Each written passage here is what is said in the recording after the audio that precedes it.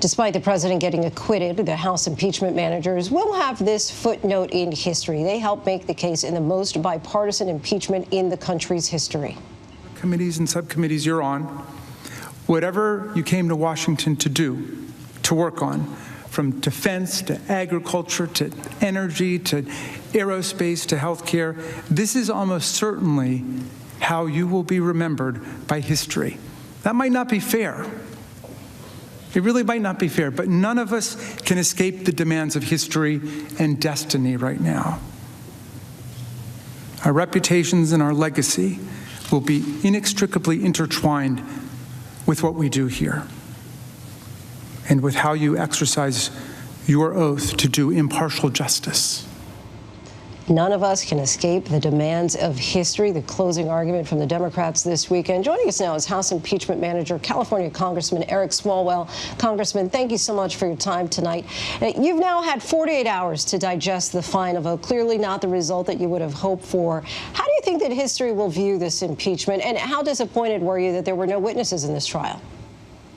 History will view that it had to be done for accountability, for setting standards of conduct, and also to tell the story of the worst constitutional crime that any president hopefully ever will have committed against the country. And so we told that story. We won a vote with 57 bipartisan senators, the biggest bipartisan vote ever. And in the court of public opinion, an ABC News poll today said that nearly 60% of Americans believe that Donald Trump should never hold office again.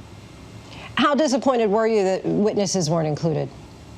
Well, we had such overwhelming evidence that we did not consider calling witnesses until the very end, when new evidence came out that there was more texture to the phone call between Donald Trump and Kevin McCarthy that proved more that Donald Trump knew about the danger at the Capitol and that he would go on to incite his supporters further by further attacking Mike Pence. We got that evidence in. But when you look at people like Mitch McConnell, who said before the vote on witnesses that he found the whole proceeding unconstitutional, we could have had a signed confession from the president.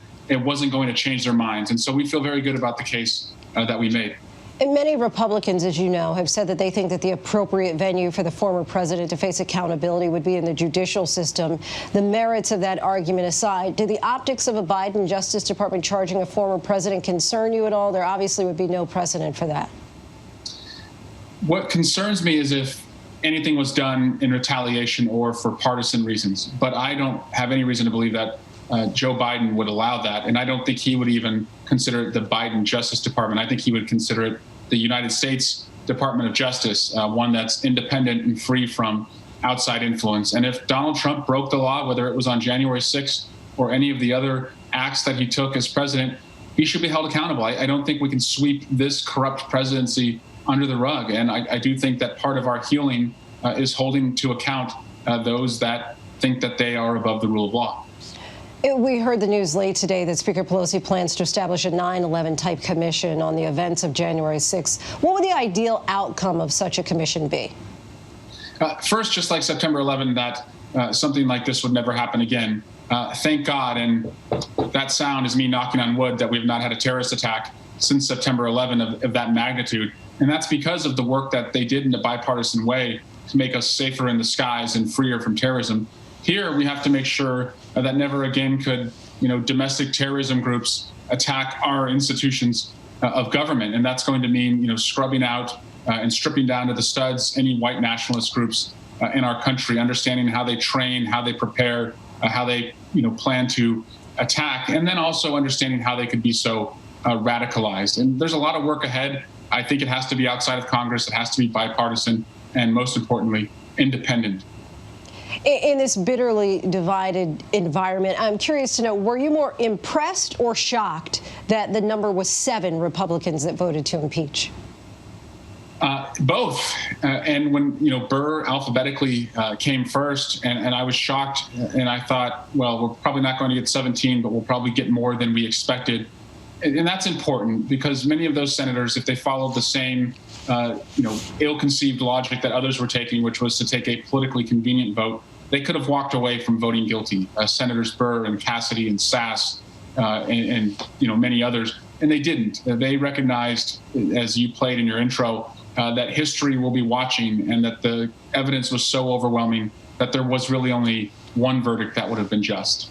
How many were you expecting? The original 5?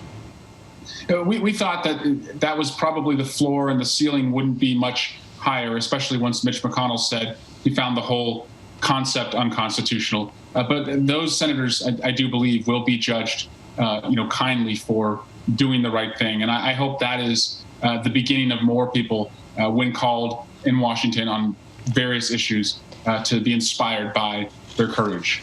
And lastly, you talked rather emotionally about a text that no one should ever have to send to their loved ones. You texted your wife on January 6th, "I love you and the babies. Please hug them for me." This was certainly a traumatic event each one of you went through on January 6th. The simple act of going to work has now been altered for you and so many others. How can Congress move past this? We have to unite, as we did after September 11. I was a Capitol Hill intern after September 11, and I was moved by the unity in taking on, a common purpose of defeating terrorism and making us safer. I hope we see the same opportunity here in the country. And we also have an enemy in this virus where we can unite to defeat it and open up our schools and our marketplaces. When I ran through those halls to get away from the danger, I was running with Republicans who had gone to that rally. I was running with Democrats, who I've known for many years, but we were all running away from danger, and we all didn't like the feeling that we were fleeing, that symbol of democracy. And so I hope that in some way can unite us to come together as a country and take on our greatest challenges. Congressman Swalwell, we thank you so much for your time. I appreciate you coming on the show. My pleasure. Thank you. Hi, everyone. George Stephanopoulos here. Thanks for checking out the ABC News YouTube channel. If you'd like to get more videos, show highlights, and watch live event coverage, click on the right over here to subscribe to our channel. And don't forget to download the ABC News app for breaking news alerts. Thanks for watching.